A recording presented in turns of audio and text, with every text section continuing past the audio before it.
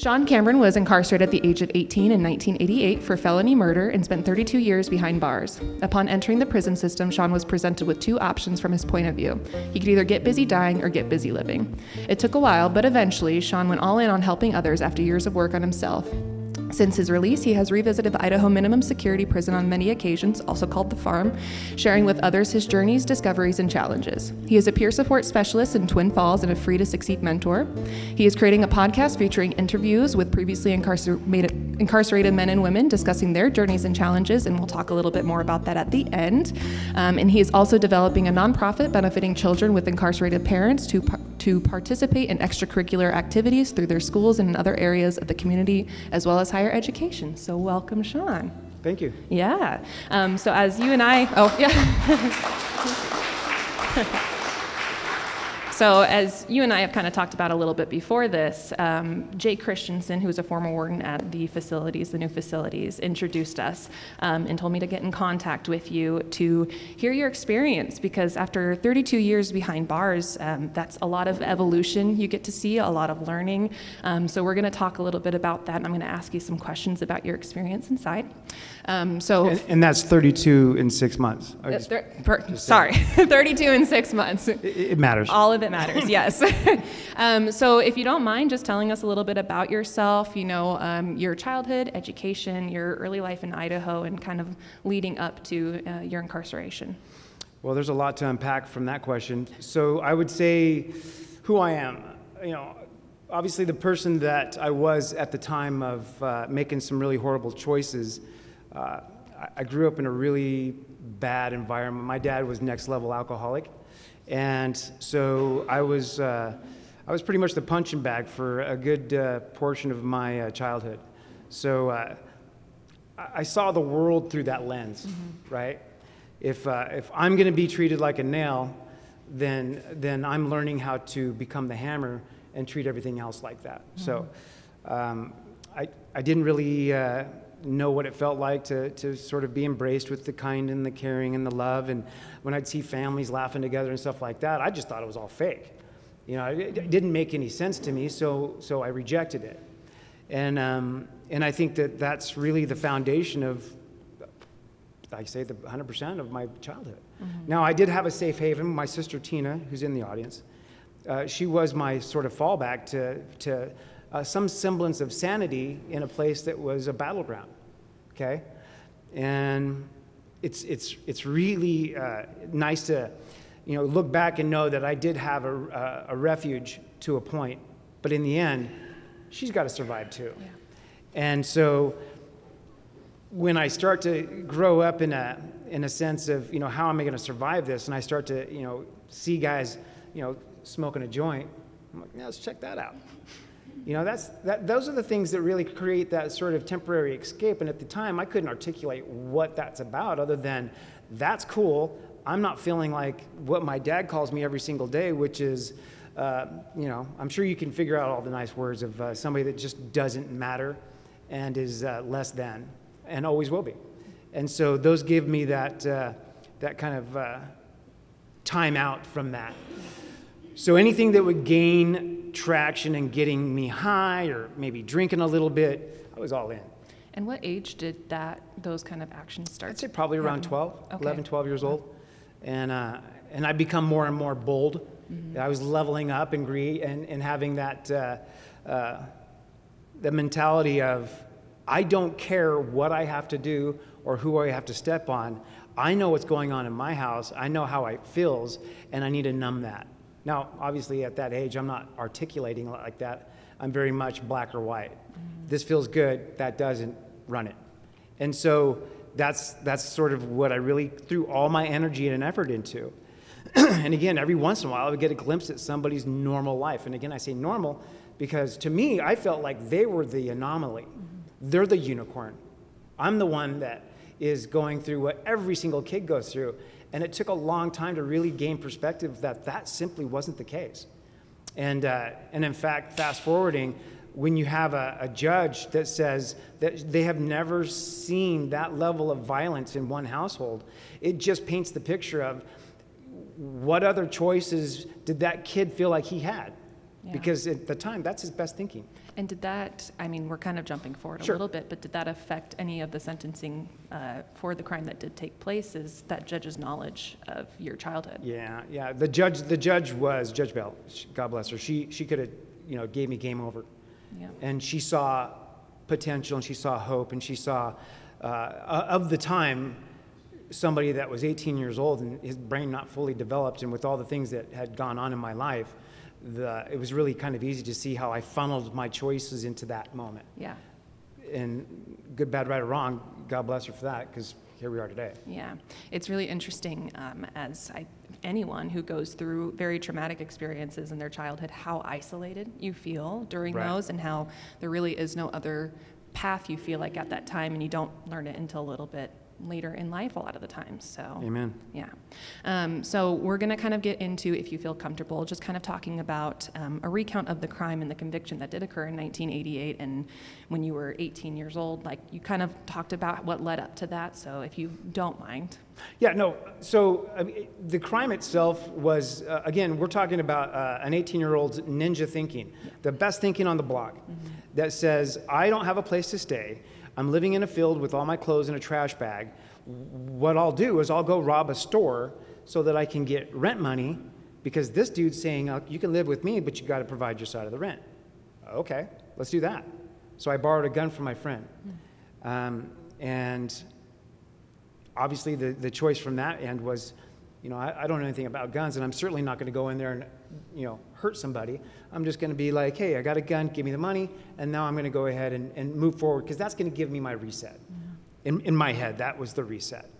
And so one thing I do remember is that it felt very much like, if you don't do this, you are going to die.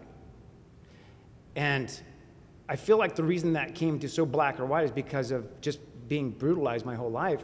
I felt like I had convinced myself that my options were none. Put into that fight or flight kind of It was either spot. do this or you're done. Yeah. When you're living in a field, living couch to couch. And then I obviously made the most horrific possible decision I could have ever made, which is to walk into a Circle K store with a .32 Belgium automatic. And I had already taken the bullet out of the gun. So again, even though I don't know anything about guns, I knew that I was covering my ass on that. And I didn't know that a buddy of mine put a bullet in the chamber. And I don't know to look at that stuff. Yeah. You know what I mean? And sadly, you got to have that liquid courage. So I drank probably about a pint of Bacardi 151 because I don't want to talk myself out of this. Yeah. Because I went back and forth from that store about 6 times saying, no, I can't do this. And so every time I had to sort of just build that confidence and convince myself that, okay, then don't do this. Go live in the field and die. And so eventually I end up walking in there. Somebody pulls up to get gas, and I pulled out the gun to say, hey, give me the money, and I didn't get a chance. The ding-ding in the cash register went off because they pulled up to get gas, and that's what it sounded like. And it startled me so much that I ended up, my whole body just locked up, and I shot the clerk. And were you, you talked about your friend giving you the gun and stuff. Were you by yourself when this occurred? No, I talked him into thinking that I was going to hand the gun off to somebody that was going to rent it from me. Okay. And because they had some genius idea about, you're going to rent it from me, and then I'm going to get the money, and then here's your rent, and now we're good. And obviously everything, I always tell people, listen, the picture that you have in your head about how that's going to go down is always so vastly different than what reality really is. Yeah. And that was my best thinking, and it shattered every single idea of how I saw myself and the world around me, and it was in an instant. Mm-hmm. And it was about 3 days later, they ended up backtracking and figuring out that I'd had the gun, and I got arrested, like I said, 3 days later. And I knew that they, when they pulled us over, when they asked if I had a gun on me, I knew that what was going on. Yeah. And so during those 3 days, if you can think back to that, like what kind of thoughts were going through your head during that time? Yeah. Well, I know that there was a part of me that wanted to run. Mm-hmm. There was a part of me that wanted to, I actually had a plan where I was going to dive into the Ride-and-Ball Canal because you can't get out when the water's high, and I was okay with that. So I was thinking of ways out. Yeah. And I was what I always call, I was too scared to really go that direction. And then I was thinking, I'm the smartest guy in the room, so I'll absolutely just outsmart this whole situation, right? Yeah. Obviously, that's not the case, but that's the direction I took. And again, then eventually 3 days later, they end up arresting me. And at the time, I had been doing all these burglaries and all these, grand thefts and all this stuff that I'd gotten away with because they didn't have my fingerprints. Yeah. And once they found my fingerprints, it was unbelievable to see them go, "Oh, you're the guy." Mm-hmm. So were there other crimes then? Oh, that so they many. had been Yeah, on? they Okay. they had racked up over 37 years in felonies and all this other stuff that eventually they dropped as a Yeah. plea bargain goes. But I know this. While the first, entering into the jail for the first time, I could not have expressed to you how broken I was and how sad I was. And yeah, it was pretty tough. Yeah. Yeah, I can only imagine how that would Yeah, be. because I knew what I did. I didn't know at the time, but I knew what I did now, and I didn't know how to repair that. Yeah. Yeah. So And we might get into a little bit more, Right. if you're comfortable. But so talking about the 3 days later when you were arrested for that, how long was that process between like getting arrested and then being sent to the Idaho prison? How long did that take? yeah, so they had us in a max in Ada County Jail, and you're kind of isolated from most of the population because of the level of the crime. And then it was about 9 months. Okay. And at the time, IDOC was overcrowded, so they were actually taking people and dropping them off at the prison and cuffing them to the fence. People think that's a story. That's straight up. Wow. Yeah, they're like, he's state property, he ain't ours. And so they eventually I ended up going, and I opened up Max. When I walked into Max, I was the jailer said that, we know that if there's anything wrong with this cell, that this is on you. And I thought that was funny because there's just no way. And he said, well, the reason we know that is because nobody's ever lived in this cell before. Got it. So literally had opened up the gates on Max, and that was pretty terrifying at 19 years old. Yeah. Because I had long hair, I was about 130 pounds, and I was looking a little bit too cute for prison. Mm-hmm. And I didn't know. I didn't know. All I knew at that particular point in time is that what I knew before, I'm walking up against a reset that is something that you could never possibly fathom. That was going to be my next question, is like all of those like thoughts that you held in your head of like, I'm this kid, I'm going to fight or die, that just all swept away when you walked in? Well, no, it's fight or die. Yeah. But you try to figure out your spot. Yeah. Anybody that has done any kind of time, you look for your tribe, you look for your spot, you look for your belonging.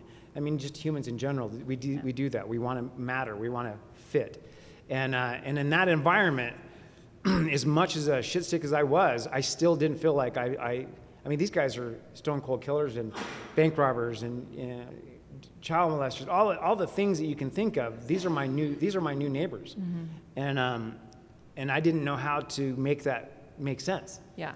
Other than just don't get in a train wreck, because I've had friends of mine that are really close that said, you know what, I was the guy that basically said, let's do it.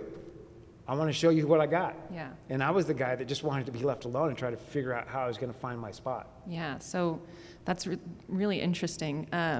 So kind of leading off of that, so what did that intake process look like? You kind of just talk about that going into Max, but then also what did the first 1 to 5 years look like for you? That's something that you sent me a bio before this, and I read through the whole thing, and that's something that you kind of highlighted is it took about 5 years. So what did that look like until you started, seeing some changes? What did that look like for you?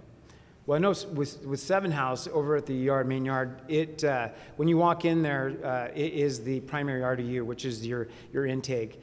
And they had me stripped naked through a bunch of powder on me that was like a D-lice. And I put my boxers on, and I'm walking down the tier holding all my stuff. And they're all the old-fashioned jail cells like you'd see here, all the gates and stuff. And so that was my day one, and that was terrifying, because I just knew that I had been groomed while in the jail, that if anybody says anything to you or challenges you, or, you know, they try to take your shoes or whatever it is that they try to do, it's go time. Because you have to establish that right now. And I grew up fighting my whole life. You know, my dad would beat the hell out of me, so I'd go to school and, cool, now you're it. And so I wasn't afraid to fight, but these are grown men. Yeah. You know, I'm 19 years old. These are guys that are 40, 50 years old that are just like grizzly tough, that are hardened. And so, yeah, I was coming up against that. And so the one reason I mentioned this is because it stands out where a guy, Frank Manzanares, comes up to me, and I don't know him from Adam, and he says, you know, he's a bigger Hispanic guy, and he says, hey, man, those are some nice shoes. And I go, yeah? Why don't you try to take them? Ooh. And he goes, what? And I'm like, yeah, why don't you try to take these shoes? And he's like, what are you talking about? And I'm like, what do you mean, what am I talking about? And he's like, anyway. So, and he walks off, and I'm like, the freaking hell? So at that moment, I'm going,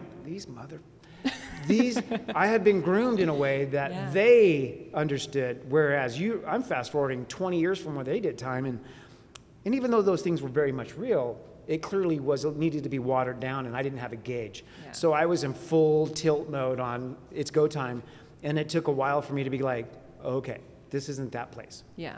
So as the first 5 years go, trying to navigate being around the guys, the grizzly, the old timers. They kept telling me, don't spread yourself out so thin. You're talking to everybody, you're being friendly with everybody. And I'm like, well, yeah, because I got to figure out where I'm at, and this is my new home. And that's where I remember one of the guys was like, you know what, just get involved in sports. Because where I was at that time, sports was everything. Imagine walking into an environment where you can either go and be the guy that's getting high all the time and getting in fights all the time, or you can be the guy that is playing sports, and those were the all-stars. Those were the guys that everybody looked up to. Those were the guys that everybody wanted to be.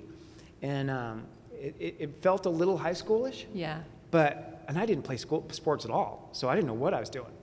So I walked into that environment being like, cool, let's run that. And I was playing both sides of that. I was still getting high. I mean, the bottom line is that 19-year-old kid mentality doesn't stop simply because my life has changed. Yeah.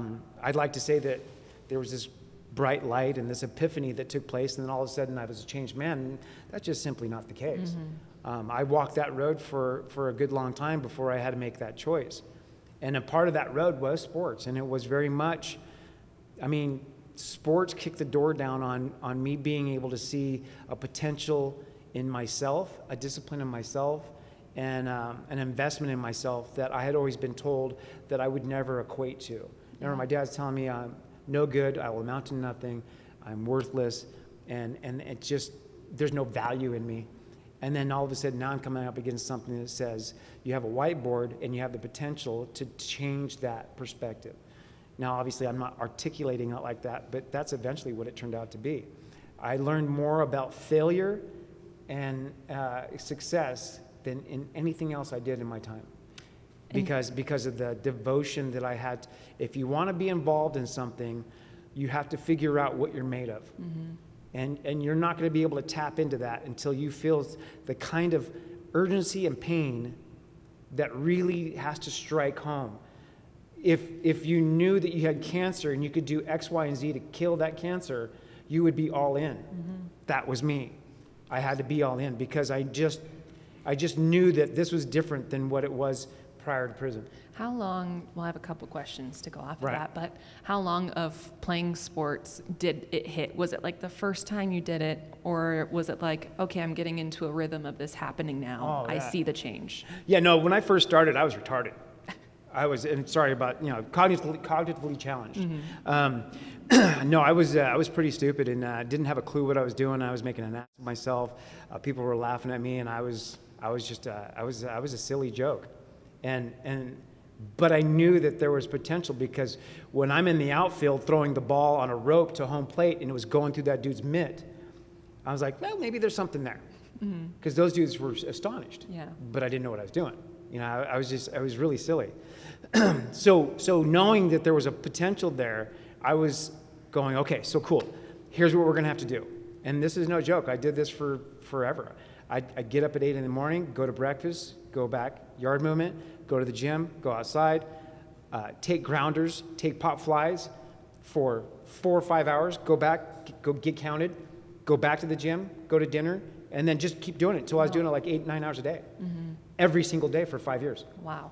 So, and that's when I started to see, just like in anything else, when you start to see a glimpse of progress. You know, when you go to the gym, you start working out, you're like, well, that ain't working. Well, yeah, you just did it for 5 minutes, dude. Give it a second. Yeah. That's when I started going, oh, okay.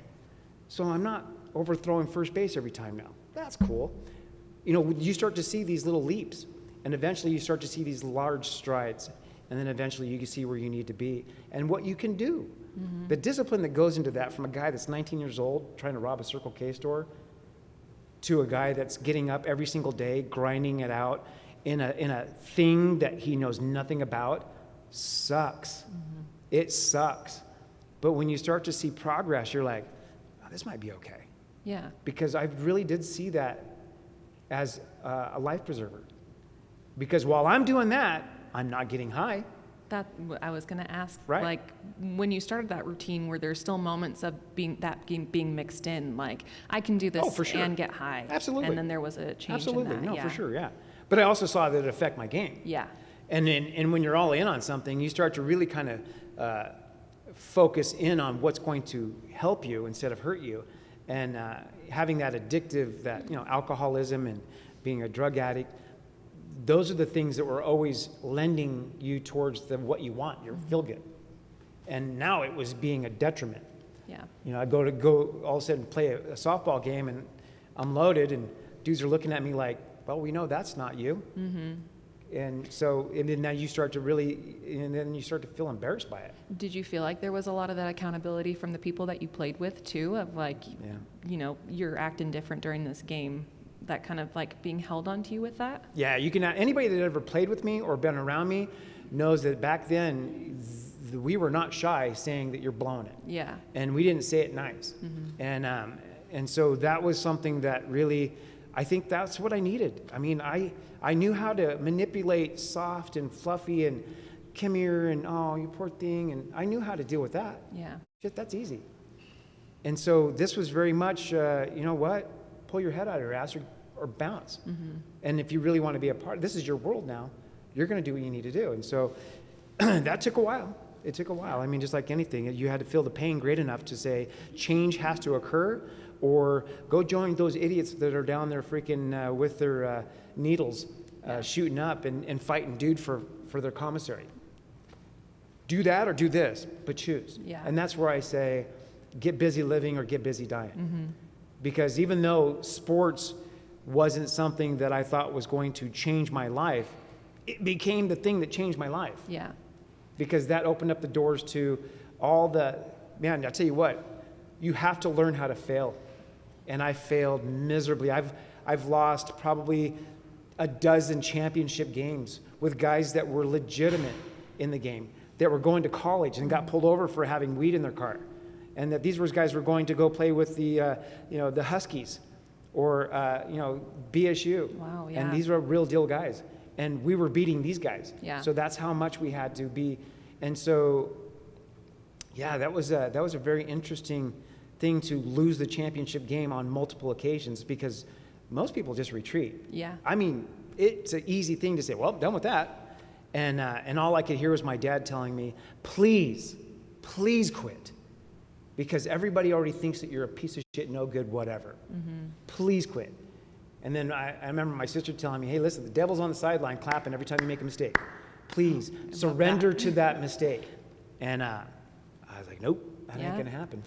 Yeah. And So- was it just baseball that you did, or football? Baseball, or? for all the sports. Okay. And you'll go from one season to the next. And even though I wanted to pretend like I was a great basketball player, I suck, but I did learn. We can play outside yeah, after yeah, this. listen, I had 5 fouls to give, and I wanted to give them away. Yeah. So I would go in there with the intention of saying, I'm just going to foul the shit out of you. But, you know, I do my best, and that was fun. And, yeah, they would have BSU come in, and these guys are huge. And they'd be like, hey, Sean, go in there and take that big guy. And my only job was just to rough him up and scare him. And, this guy's like 7'2", and he's just like, you little boy. But, at the end of the day, it was always into the next sport, next sport. So the mentality that I had to have in training myself for softball started to spill out in every aspect of my life until all of a sudden I'm introduced to programs. Yeah. When I have a buddy of mine that I get into a fight because, somebody tells me to do an out pattern and I do an in, and he gets upset with me to where he finally calls me a punk. And I don't remember my uncle telling me, if anybody ever calls you a punk, don't even talk about it. Just go up there and hit him. And I'm like, okay. So, God, what an idiot. So anyway, dude calls me a punk, and I'm like, I'm sorry, what'd you say? And I walked up to him, I hit him, he goes to the ground, and his name is Tommy McPhee, I hope you're listening. He great guy. He tried to get me to go inside, because this is the guy that's the boxer. He's the guy that trains everybody in the boxing program, and he's like, let's go inside of the boxing. And I'm like, you're retarded. I ain't going inside. I know that the towers are going to save my life when you start whipping my ass, so I'm staying right here. So that ends up me walking into a situation where I'm talking to Tony Fish about, hey, can you talk to Tommy? Because he's going to beat my ass. Why? Because he called me a punk and I punched him. He's like, he called you a punk? I'm like, yeah. And he's like, so why'd you hit him? I said, he called me a punk, man. He's like, I don't get it. I said, okay, so listen, maybe you don't hear me. He called me a punk, so I hit him. And he's like, yeah, I got that part. I'm trying to figure out why. Because had he called you a chair, would you have hit him? I'm like, what are you talking about? Yeah. No, I wouldn't have hit him. He called me a chair. You're stupid. And he's like, yeah, that's how stupid you are. And so I'm like, damn, that makes sense. Just those ingrained ideals and stuff. That actually makes sense. That's good. God, you're a douche. And so I ended up learning that he was in programs, a thing called CSC, which is cognitive self-change. There's guys in the room right now that know all about it. And then Tommy was a part of that. And so all of a sudden, I'm getting this sort of rehabilitation vibe. And what's that look like? Because I like where Tony's at. That made sense. I don't want to have to fight every person that calls me a punk. Let's go check that out. Yeah. And I approached it with the same sense that I had in sports. And eventually, when I did get involved in it, I hit that thing with so much effort and energy that I ended up getting a master's certification in cognitive therapy, and ended up becoming lead facilitator over all cognitive day, except for the ADAP program. They had a drug and alcohol program that a lot of my buddies were involved in. I never got on that side of things because my side of things was the cognitive thing, which is what I needed. That was my medicine, is to figure out my side of that. It took a long road to being involved in that, because that was a 5-year program, all go, no quit. Yeah, so let's talk about that. So your first 5 years, you're still figuring it out. Right. And you start sports, and you're getting this routine, and you're starting the cognitive stuff and learning about it, at least from the other residents. So what other programs did you start to get involved in while you were there? Any mentoring or the cognitive? Right. We've talked about you were painting a lot in there too, and like what kind of help, like how did that help you? And if you just want to talk about all of those different programs and how they became available to you, and the changes that they made and the help that they provided. Well, so the programs back when I first fell were all voluntary. They didn't care if you took them or not. Sometimes guys would go to board and they'd say, hey, bring us a CSC certificate, phase 1, whatever. And so that was that mentality. And I approached that the way I approached that, with trying to fix myself, because I knew that there were things that they were doing that resonated. And the main thing was really slowing down my thinking, because I was very emotional driven. So, my feelings dictated my direction, not my brain. I was very much E over I, which is, emotion over intellect. I still at that, and what is it? I'm a 30-year-old guy in a 7-year-old mentality. And I really liked the idea that this was going to be something that was going to suck, but I had a feeling that this was going to be something that's going to really add to the element of adding value to the lives of others. And can you remind me, how old were you at the time that you started the cognitive therapy? I'd say that it was probably around, I'm going to say probably 1996, 97. Okay. So 27. Okay. Yeah. So even though I was born in 1970, even I look like I was born in 1990. I get that. It's not a big deal. So it's, Don't make it weird. So I feel like that was the perfect age for me. Yeah. Because, God's good. He does exactly what needs to be done at the time it needs to be done. I couldn't approach programs or rehabilitation without having ground it out for so long in sports, because I was very self-centered. And that became a very selfless situation because I'm about the team instead of Sean. Mm-hmm. And then now I have to be vulnerable? Oh, God. Because, men are not taught how to be vulnerable. Boys are not taught how to be vulnerable. And when you ask people, hey, so when you think of vulnerability, you think of, it just comes out as a negative. And unfortunately, that was the mentality back then. And so, and it took a long time to really sort of submit that I need to really just rip open everything that's going on inside this kid, young man, and take a solid look at it. But I got to do it with everybody looking at me. I mean, you're doing it right now, too. And that just sucks. Yeah. Right? Because it's, you hear the voice in the back of the head saying, retreat. Because only bad things come from that. Because when I was vulnerable with my dad, the result was waking up 3 hours later. And so if your whole childhood is spent on the ground, right? Mm-hmm. That's the direction that I always thought that was going to take me, but it just didn't. It was funny because the staff there, and these are the best of the best. And I'm not taking anything away from staff today, but these were the guys that were ex-drug addicts and alcoholics and have figured their shit out and now are working for IDOC and are in the trenches with us trying to really uncover some brutal stuff. And the programs that were available then were the ones that made you talk about your crime and made you talk about the bullshit that you try to feed everybody around you in manipulation and the stuff that is going to seriously make you say, yeah, this is really me. And that's scary because I'd always been taught that I wasn't enough. Mm-hmm. And not being enough means that you can't possibly matter. And so you really start to try to figure out how to manipulate the process.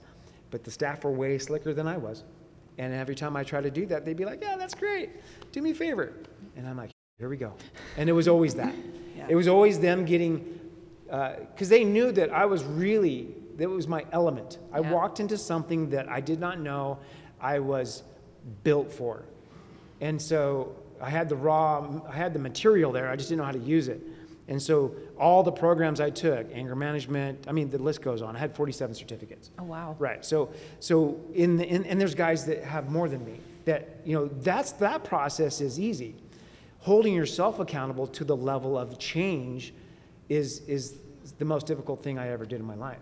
Yeah. You know what I mean? I remember specifically telling staff, I would rather have my dad beating my ass day in and day out than do this because of what you discover. And I think that was the thing that really was the pivotal moment in my life. I talk about pivotal moments. That was key because I knew that with this, I was going to be able to manipulate myself to at least fake it till you make it. Because I wasn't really invested in, hey, it sounds good on paper, that's cool.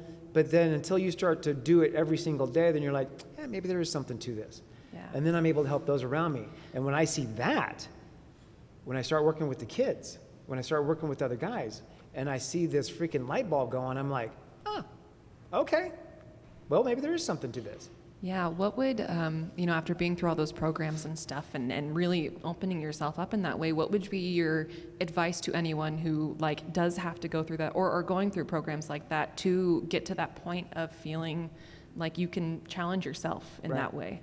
Well, I think it's fair to say that you really have to be tired where you're at. Yeah. If you're tired of feeling and doing the same thing every single day, like a broken record, and you're a broken, beat person, just know that it took a lot of effort and challenge for you to get there. That's a choice, and I never put my choices off on anybody else. Just because of the way I was raised does not give me an excuse to walk into a store with a gun. That's retarded.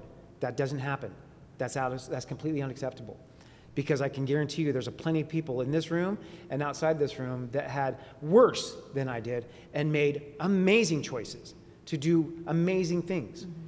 But I needed to go down that road for whatever reason, and it's sad and it's unfortunate. But when you get tired of where you're at, all you have to do is get up and choose something different. And it's not easy because you have to really get honest with yourself.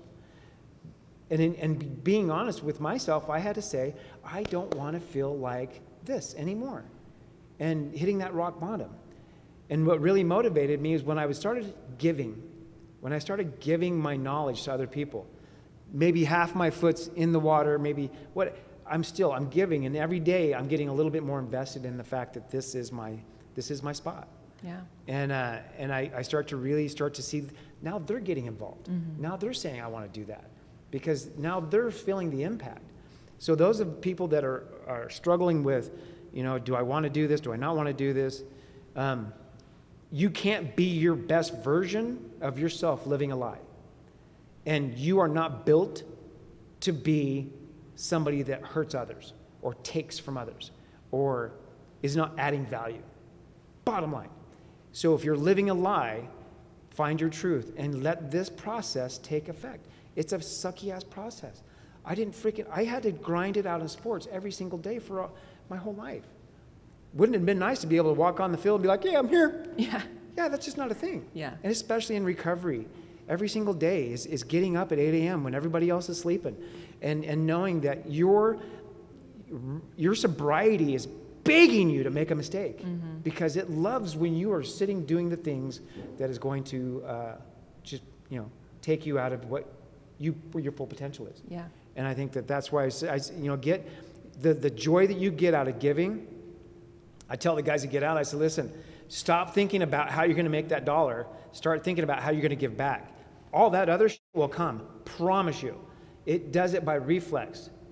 And so the more focus you put in trying to get ahead, you're taking away from the journey of giving back. Mm-hmm. There's a couple times where I'm an idiot, so I'll go into the dollar store and pay for 20 people behind me because I love the way it looks. And I'll get out of there because I don't want them to see me. Tanil will be the person going, hey, he just did that. And I'm like, listen, shut up. So I do that because giving is fun and it inspires other people to do the same thing. Mm-hmm. There's no difference in sobriety. There's no difference in trying to, mental health is a huge thing. And especially you just went through prison. You're traumatized. Mm-hmm. Newsflash. If you don't deal with your PTSD, there's 30 things that will deal with it for you. Yeah. And I think that's really where you want to get motivated. Because the potential in people I see every single day is just genius. Well, when we were talking earlier, one of my favorite things that you said, and you've said in here, is like, I worked hard at making the decisions to be a bad person. Sure. So I've got to work hard at making decisions to be a good person too. Well, let me look at it this way. I mean, if it takes you a year to eat all the McDonald's and start weighing 300 pounds, it's going to take you 4 years to unwind that. So the effort has to be twice as much. But I mean, how exciting is it when you make that a part of your lifestyle? Mm-hmm. And then when people are coming to you, they know you've put in the work. They know that what you say matters. And even though you may not have all the answers, they know that you're the guy that says, I don't know how to freaking fix this, but I know somebody that does. Yeah. Or we can go down the road that's going to help. Yeah. And I think that all those things led up to those decisions. And so, yeah. All right, so you were in these programs, and you said that you were leading the cognitive program at one point as well. I'm interested in your 32 years of being in 6 months. Sorry, thank you. I got it. I remembered. I want to just jump ahead a little bit and ask you, what did that evolution look like inside of the Department of Correction? Between officers and the residents who were there, and the programs that were available, and what did that change in that time period? Because we know, a lot of us in this room know that the Idaho Department of Correction has really gone through this evolution in the system. And so I'm curious, as someone who was inside, to be able to see that. What did that look like for you, and how did you notice it? And Yeah, so, when CSE came about, it was basically a pilot program that was an oddity, something that IDOC was kicking around simply because I feel like people were holding them accountable on not having full-blown rehabilitative programs that accompanied them when they went to board. Mm-hmm. So they're like, hey, that's cool, you did a bunch of time. What did you do to get fixed? Because the recidivism was huge. And Idaho, unfortunately, God bless their hearts, they're just always a little bit behind the catching up of the other states around us. And so it was very voluntary. It was very much as long as it's not in the way. And it's very much, we don't really care, but we feel like we kind of got to care because there's these people over here talking about these guys are getting out worse. So, all right, we'll care. And that was the mentality. And the theatrics that went involved in that was very mechanical. It was very much like, yeah, whatever, sure, yeah, go to your class. Oh, wait a minute, never mind. You missed yard movement. What, I got to go to my rebuild? Nope, sorry, you missed yard movement. You're burnt. So that was the mentality. And it took a long time to really, I don't know what really flipped the script on that. I just know that being involved in programs as a facilitator, we were given the opportunity to affect change around us. I just think it's because they didn't have the staff to really teach the programs. Yeah. So, okay. And I did have an impact when I would walk into a room. I mean, the band's not playing and there's no rock star music or anything. It's just me saying, hey, guys, I know what the hell you're going through. Mm-hmm. So let me tell you what I learned. And that's where I resonated, and that's where they resonated.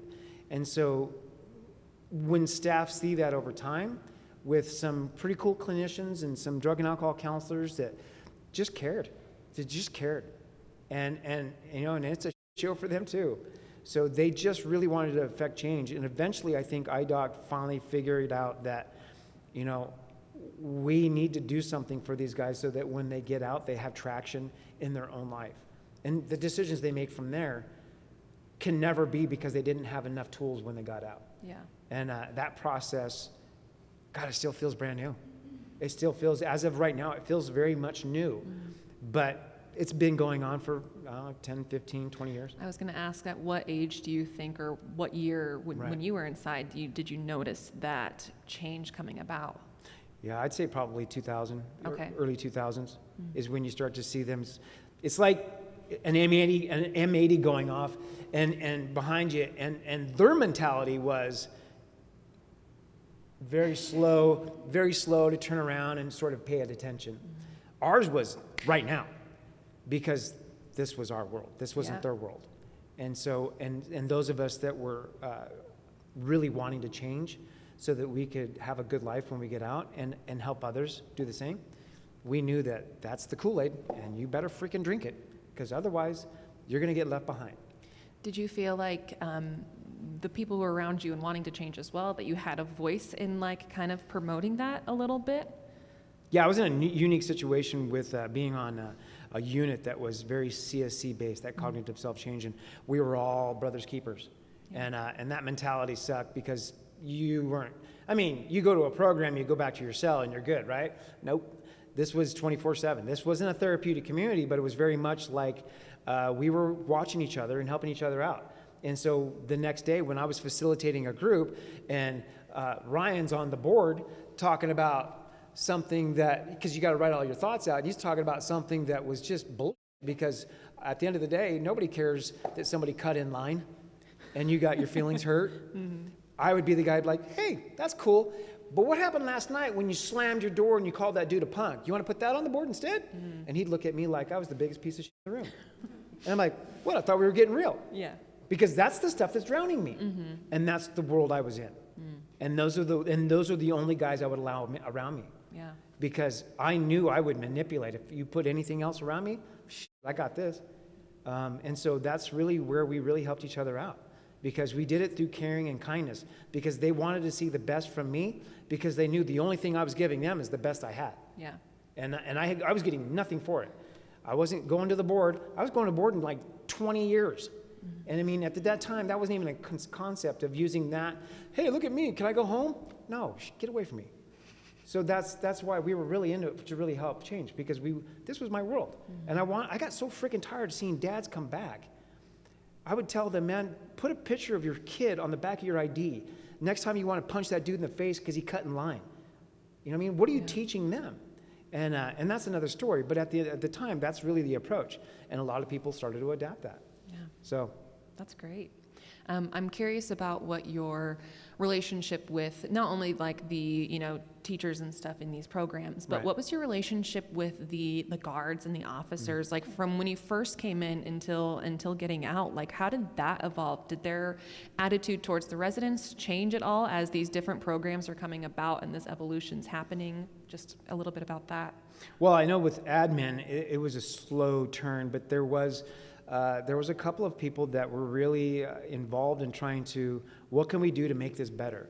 And I know that there's some counselors that were, for me, pivotal in my life. They were very much the people that said, you knew that they just wanted to see good things. Yeah.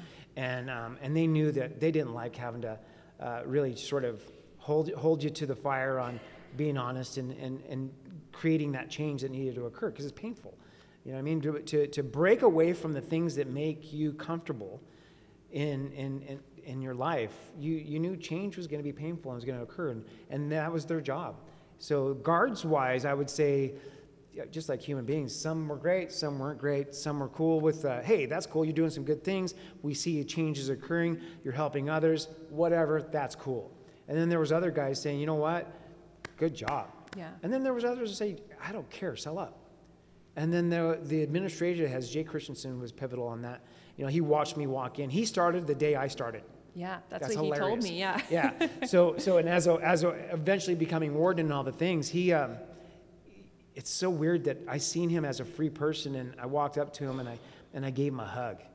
And I'm like, man, that is such cats and dogs in my head. Mm-hmm. You know, so, but I mean, the same thing goes with Patty Simpson, and there's other counselors that just really made an effort to say, you matter, this is gonna suck, let's go. Yeah. And without them, this probably couldn't have taken place, because they had the voice that we didn't. They could campaign where we can't. And I think that's what was really pivotal, and that's where IDOC really started to get blowback from treating programs as if it was an idea or an afterthought instead of something that had to occur, or there was going to be a huge problem in the community. Yeah. Because no matter what, we're getting out. There was guys getting out from max. Mm-hmm. And I'm like, so he just spent 2 years in max, and he gets out tomorrow. That's cool. Sure glad I'm not living next to him. Yeah. Because that's sad. Mm-hmm. And that's where I took it to the admin saying, oh, hell no. What are you doing? So it took a long time for that mentality to change. But I'd say overall, especially now, I think that IDOC really does encourage their trainings to encompass mindfulness of, these guys are in the mentor program and trying to do good things. These guys are trying to make a difference, and we're behind them. Yeah. We're going to hold them accountable. We're going to make sure they're doing the right things and making the right choices. But we're also going to make sure that they know that they have us in the bleachers applauding and being a cheering section where they never had that before. Yeah. And so that's really encouraging. And I got to tell you, that's like catnip for us. Absolutely. Well, we got backup? Shit, run that. Well, and to see that evolution being inside of, like, you know, I'm doing this because they have it, and then for them right. to actually be advocating for it it's encouraging for, you know, the future of what right. what could happen and the programs that could come about and the different changes that could be made in rehabilitation in those institutions and stuff. Well, and I'd say that the thing, so IDOC didn't have a mentor program or anything like that. And I would say this, the reason I'm going to preface this is because this is, for me, another pivotal moment where the then Randy Blades, warden, had been kind of kicking around the idea of using John Maxwell's Today Matters book on creating these theme-based tiers that were incentive-based, that were pretty cool. And I didn't know anything about that. And he'd talked to a couple of the guys that were residents and trying to really, you know, key guys yeah. that knew exactly what would it take to get these things launched. But unfortunately, like most things with IDOC, it sort of gets pushed to the side because we got to deal with X, Y, and Z instead, and that becomes more precedent, right? Mm-hmm. So we were able to circle back around to that conversation that I didn't know anything about with a friend of mine, because we wanted to bring the kids in, because I, at that time, had spoken, because we went out of state a couple times, mm-hmm. Minnesota for overcrowding, and I went to Minnesota and we started talking to, just classes would come in. I probably talked to about 2,000 kids about, you know, my life inside and what it looked like outside, and much of what I shared with you guys today about, you know, this is who I am and this is what I see and you, and what can we do to help you? And so that became very much the foundation of not getting high no more. Yeah. I'm not doing that anymore because kids are smart. You want to go try to talk to kid high, see how that works out for you. Yeah. Because and they know that if you're walking the walk.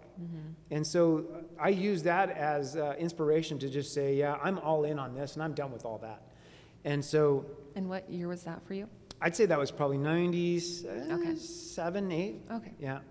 And so being out of state a couple of times and I don't, I seen so much brutality in prison. Good friends of mine dying.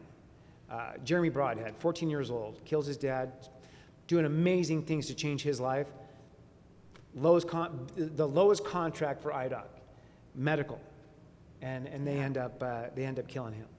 And so those were the things that we talk about evolution. Well, that certainly need to get fixed. Yeah. And it changed my perspective because I'm like, I got to get these guys out of here. What can I do? You almost become a panic because these kids are dying in prison. And I'm fighting against letting it sort of pull me away from my true authentic self because, boy, I tell you what, you watch a friend of yours die, you just want to go get high. Yeah. Because you know how you navigate that, right? Shut it down. Easiest way to do that is get high. So eventually, those things, working with the kids, it does eventually translate. I actually did it on the yard for a while too. And I think that, the crux from that I learned is that this is where you really need to make the differences in the kids' life. And how can you affect change if you haven't done something for you? Mentors are key in that. And so we ended up talking to Randy Blaze about, hey, let's start this, bring the kids into the visiting room and have conversations. And he's like, you know what? There's a lot of red tape that goes with that. How about we do this instead? And somehow he dusted off that idea that he'd been kicking around with some of the other guys. And we ended up having a round table on it with some of the other guys. And unbeknownst to me, that conversation was, had already kind of taken place. And next thing you know, we're saying, green light, let's go. Wow. So I get a couple of my buddies that are like, yeah, I hear you. I'm like, no, this is a real thing, dude. You got to come do this. You got to stop doing that and come over here and check this out. Yeah. And they're like, yeah, really though? Because, we're jaded because IDOC always says they're going to do one thing and they never do. Oh, yeah. And so we end up actually we sat down, imagine this. I think there was like 10 of us with Miss Simpson who got thrusted right in the middle of this, for lack of a better word, shit show. We're creating this mentor program in a roundtable setting. We get up in the morning, go out to the multi-purpose room, and are hammering out a workbook to start this process. And boy, it was brutal because we're not shy. Yeah. Yeah, that's stupid. You're an idiot. What the hell are you talking about? Fuck out of here. That was the mentality because we know what we're doing, but it is a brutal in the sense that we're going to hold each other accountable, and we're not letting this be something that one person tries to take over. Yeah. One person tries to manipulate or dictate.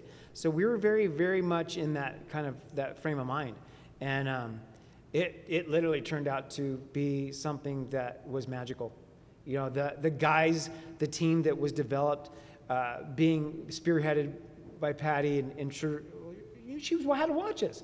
Yeah. We're guys that, first of all, we're guys. Second of all, we're guys that, know what we're doing, but we're all alphas. And so, man, that's a process to really figure out how to work that out. And at the time, I was the only person in that room that had facilitator experience. Got it. And I did not want to take the lead on that because I didn't want it to turn out to be looking like the Sean Show. Yeah. But I really didn't have a say in the matter. And so we did our trainings, we did our developing, and we ended up finding their role and just making it to a point where we had an accountability to ourselves, we had training, and we created a mentor program so that when the guys got off the bus, at the time, one of the most violent prisons in America, they had a soft landing. Because these are the dudes that I promise you, everybody knew that was getting off that bus to go to ICC, did everything in their power the night before to go to the hole, to get in a fight, or to tell staff, screw you, I'm not going. Yeah. So now they're showing up in straight battle mode because this was primarily where the gangs were. And we meet them at the door. So we're getting a little close on time, but I'm curious briefly, what did that process look like when you first met them at the door, and then I want to go into your future stuff that you're working on. So it was literally like walking up to somebody and popping a balloon, because it was like, oh God, I thought I was gonna have to die. Yeah. I thought I was gonna have to. Yeah, because I It's mean, like you with the guy in the they shoes. come in like Yeah. this. What's up? And we're like, yeah, how you doing, buddy? Come here. And they're like, what? Because they don't even want to. Yeah. It was almost like that. They want to puke because it's just so weird. Yeah. And then we sit down and talk to them about what you're walking into, what you can expect, and who we are, and how to sign up to have a mentor.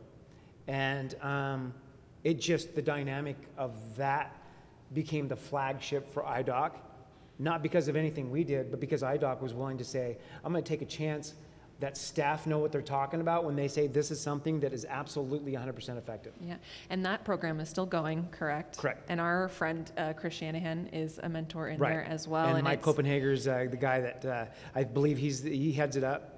And we just had Michael for our last captivating There's a bunch of guys that are doing. I mean, these are the guys that it's like, we're not going to just talk about it. We're going to be about it. Yeah. And so they're definitely following through, and I think it's exciting to see the effect and change they have. Yeah. Because anybody that has been directly impacted by the mentor program, knowing what it doesn't look like, I know what it looks like. And for me, that's something that I'm really grateful that they had an opportunity to let that help them grow towards the next thing. Because it's always the next thing. Yeah. Hey, we're here, that cool, okay, now what? Well, let's figure out the next thing. Because we want it to always, we want to elevate, we want to level up, we want to evolve into doing the things that add value to the lives of others. That is incredible. So creating that program and getting out, you've been out now for 3 years, correct? And so Yep, I'm 3 years old. 3 years old. 3 years old. And I know you're working on a lot. So if you don't mind talking about getting out just a little bit, and then also like getting into these new programs that you're in and the future endeavors that you have. Well, I'd say that the reason I mentioned the following is simply because I have to stay in the flow of giving, so that I stay in the flow of recovery and sobriety. And listen, you got to walk the walk. You're going to talk the talk. You got to walk the walk. And so I still go inside the facilities and we do speak outs, just sharing my story and what am I bumping up against, because I'm the guy that hits every branch on the way down, and I like to share those things with people so that they can kind of navigate. Oh, well, I didn't know that was going to be a thing. What's that look like? I wish somebody would have been able to do that for me. And so I go inside as much as I possibly can, and then breaking ground on podcast 32 and beyond, putting together the topics, which is going to surround health, mental health, what guys are doing once they've gotten out, what are some obstacles they bumped up against, and how we can best serve them. I feel like the main topic is going to be really hounding on health.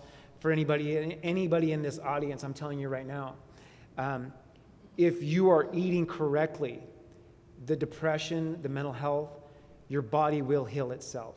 It's just facts. It's just math. And make no mistake, I was the Burger King guy when I got out, because I'm a fat kid. I'll walk up into every single place that, well, I've never had that before. I've never had that before. I've never had that before. Run it. And so, I just really I appreciate that. But you have to be disciplined enough to know to say, hey, what kind of life do I really want to live? Because if you're in sobriety and you're in recovery, health will push you backwards into so many bad things. So we'll talk a lot about that. Brain health, all those things matter. And then I'm talking about a 501c that really does, we raised $10,000 for kids for Christmas on doing an event with me and Jay in Twin Falls. That was great. I saw potential to say, let's create a 501c that helps raise funds for kids that want to play football or want to play softball or the sports, music, higher education, because their parents in prison, they got a single income. Some of that stuff costs like $2,000. Mm-hmm. And so that's a lot of money. It's not even feasible, I know. And so let's create an atmosphere where the community is like rolling up their sleeves saying, how can we help? What can we do? Let's create a fund system to where if Johnny wants to get involved in football, we take care of that for him. He wants to get into college and there has to be a startup for that. Cool, let's take care of that. For me, to me, that's a no-brainer. Yeah.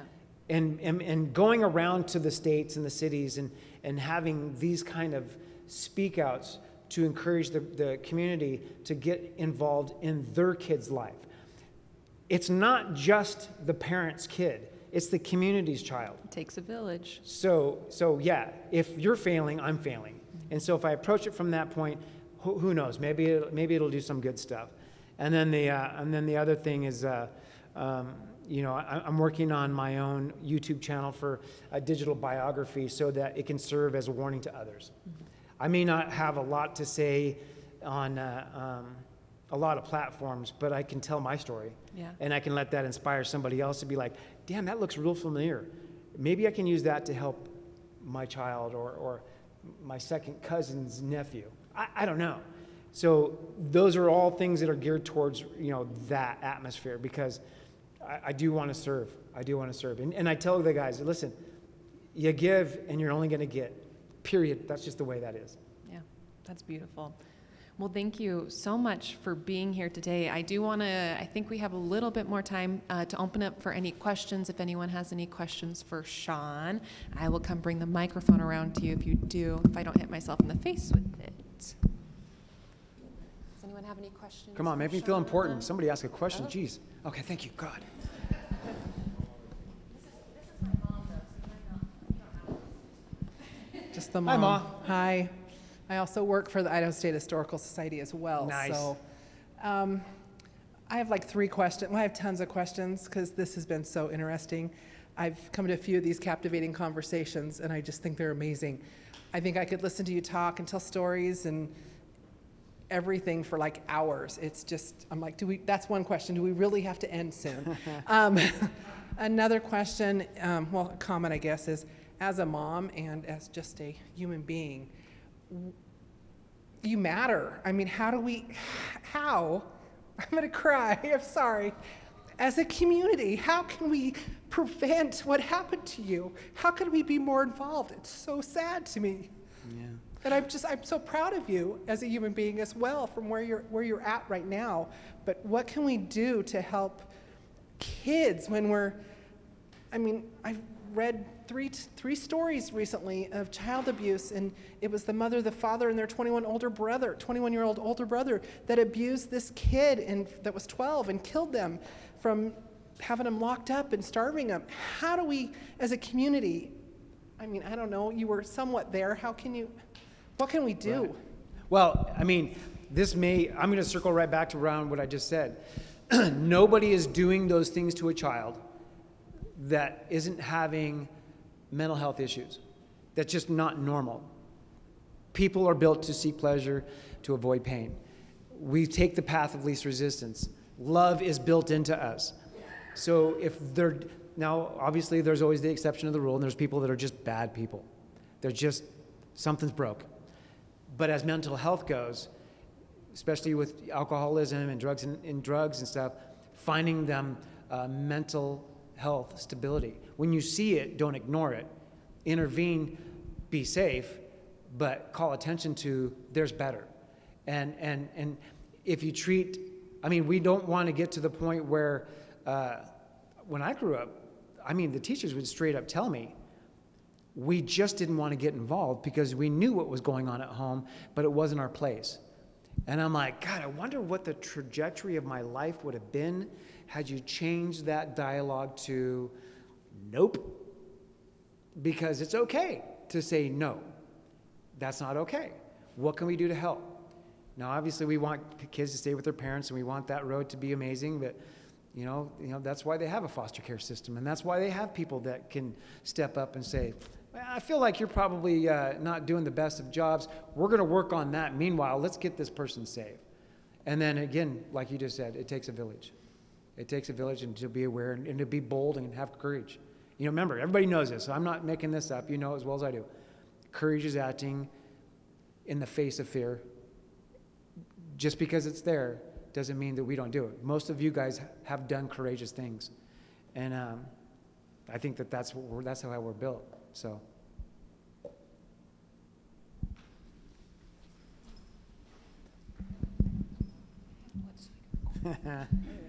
So you're from Twin Falls. I didn't know how much crime there was in Twin Falls until I came to prison. And it's like, this is my hometown. Right. How on earth is this happening where I've lived for 40 years?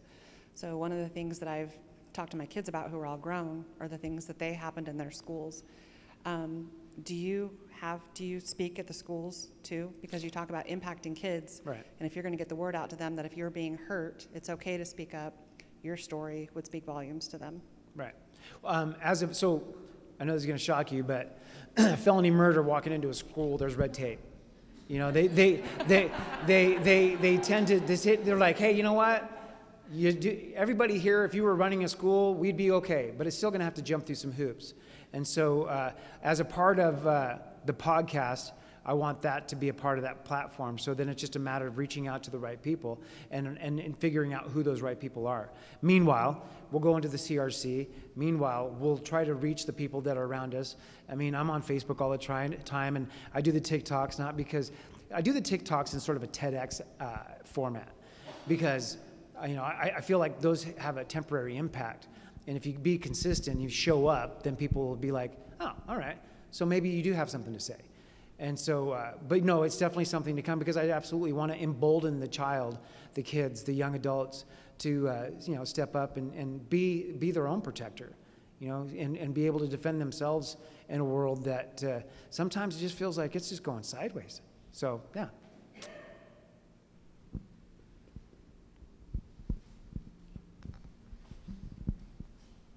Thank you, Sean. I think this will be the first captivating conversation I'll need to put a language warning on the front of, so I love it. Thank you. You have such a great sense of humor. Was that a big part of your time, like joking and things like that with other folks? Like, is that a big part of your time that you spent joking around and laughing? Yeah, and, thanks. And I was a class stories? clown. Appreciate it. No. No. Yeah. It's something that we all know that sometimes these can be scary, and change can be scary, and sometimes it's just important to know that letting your hair down and letting your hair down and basically it's okay to smile through the pain, because it's embrace it. And humor basically de-arms people. Being disarmed is something that really does transpire on the change agent. And so I feel like I've always used that. And plus the fact I'm just really funny. I feel like that's important not to keep that from people around me. So, yeah. No, yeah. Thank you. And what are some things about prison that you would like to demystify that like are in popular culture, in TV shows and things that you're like, that never happens? Well, I mean, I feel like the biggest thing that is just sort of, I don't know, Shawshank Redemption feels real because of the time that I did. But I also know that, there are the few and far between guys that are looking to exploit you and take advantage of you, but most of the guys are in there trying to survive themselves. So I feel like that's probably, maybe for effect on, guys running around shanking each other and stuff like that. But this is Idaho. This isn't California. So I can't speak intelligently about the other prison platforms. But I will say that the thing that they get right is that guys are trying harder than ever before to find the platform to do something different, because they're tired of being where they were their whole life. And I think that that's the most important thing, is to find that inspiration. And that comes from staff, because they figured something out, because they're not in prison. Well, not technically. So I think that that's something that we really use them as the first mentor that we really get in our life. I guess I should ask again. I have another question. What was 3 years out? What has been your biggest challenge so far? You say you're in these programs now and you're mentoring, but what was the biggest challenge that you had getting out? Utilizing my refrigerator so that I didn't spoil all the food, because my whole life was surrounded by getting out of a gray box. And then, what's that smell? That sucked. Anyway, so I'd say the little things. But the little things, I say every day is Disneyland. Everything is an experience of joy, even if I have to explain to the clerk why I don't know how to use my debit card. And she's looking at me like I'm a Martian. And then Tennille's going, you want him to tell you why he can't use that? Because he was in prison for 32 years. Ask him why. So anyway, the thing about overall is really just saying there's so many challenges in front of me, not go down the rabbit hole, not freak out, and not do the fainting goat in the middle of the mall, which is tempting sometimes, because there's just a lot.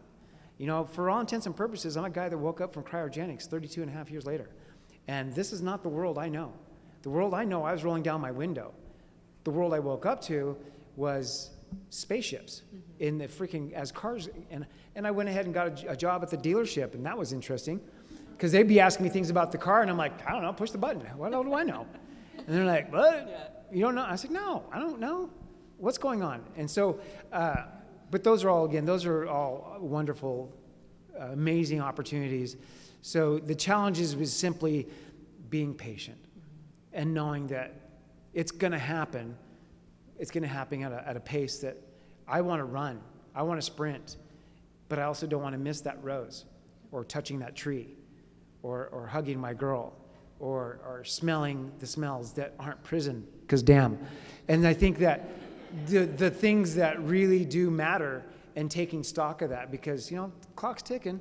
I'm getting up there, you know, 53, and I don't know what tomorrow looks like, and, you know, that old cliche, tomorrow's not promised. So I really try to make sure that I'm in that, and to never neglect the fact that without a spiritual base, I am nothing. Without God, I'm not here today. Because I promise you, an 18-year-old kid doesn't navigate prison over 32 and a half years because he's got it figured out. There has to be something bigger than him. And I found that. And as a Christian goes, you know, I don't walk around with my Bible and I'm not thumping people over the head with it. I'm just simply saying is that for me, higher power is everything, and then build from that. So, yeah. Does anyone else have any other questions? I'll bring this over here.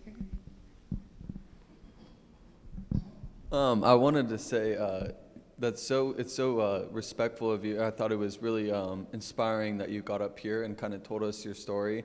My goodness, if I had to sit up there and tell everybody my deepest sins, you know, that would be pretty hard. So I wanted to say thank you for sharing that. But a question I had for you is probably anybody that would go into prison would probably be most worried about confrontation or violence. Mm-hmm. So I would say in prison or in jail, is there kind of like a common understanding of, okay, if I knock you out, I'm not going to hit you after? Or do guards break up fights pretty quickly? Or kind of what would a fight look like in prison? So, and that's a good question. As that goes, I'll add to it, because obviously at the end of the day, you know, you walk into prison and people are going to test you to see what you're about. People, unfortunately, they want to take advantage of you. They want what you have. So, you know, you do have to dance that dance to a point, but you don't have to get involved in the things that are going to take you down even a further hole. So that's the gangs and stuff like that. You know, it's a choice of what you surround yourself around. If you're going to be around a bunch of the guys that are running and gunning, doing kill, steal, destroy, then that's the lifestyle you're going to have. The guards do break up the fights, maybe not all right away. I mean, there was a guy one time that at the ICC that the guard sat there and watched him getting his ass beat for, 10, 15 minutes, something like that? He ended up, you know, brain damage for the rest of his life. And so you can never rely on that. And so my thing would always be to this. There's really no good scenario. So the best scenario I can offer you is simply this. Whatever it is that you're doing today that is walking you tiptoeing towards that particular decision that earns you that prison ID, you might want to find somebody that's going to help you be motivated to do something different, because I promise you there's better. I mean, you don't know the potential of yourself until somebody comes up to you and says, what are you doing? Because we know better. We know our potential when somebody inspires us to really get up and rise above all the bullshit, because we have excuses all day long. I mean, I had plenty of them. You know, my dad beat me, so no, get up. Let's go. Yeah, that sucked. What are you doing now? And I feel like that's the thing that I'd really want to push. To avoid the guard having to break up that fight because you got to test the waters and be a tough guy, how about we just don't go to prison? Let's do that. You know what I mean? Sometimes that's the novelty.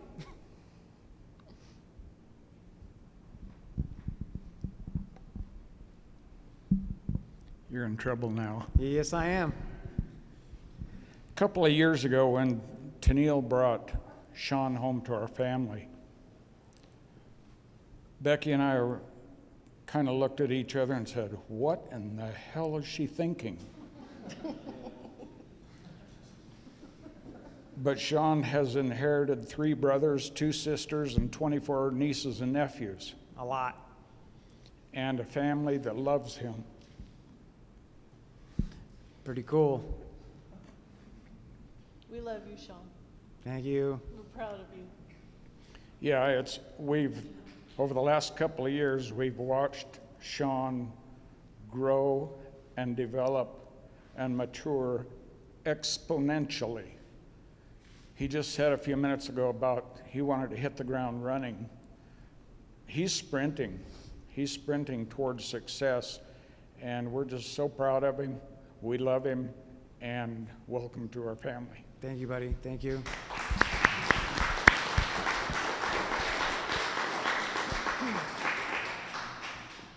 I'd just like to say that Sean walks the walk, that he talks.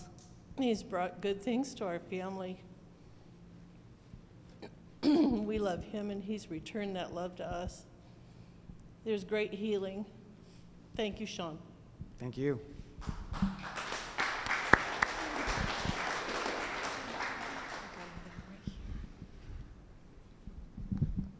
Hello, sister. Hello, brother. I just want to let you know I am so beyond proud of you, and I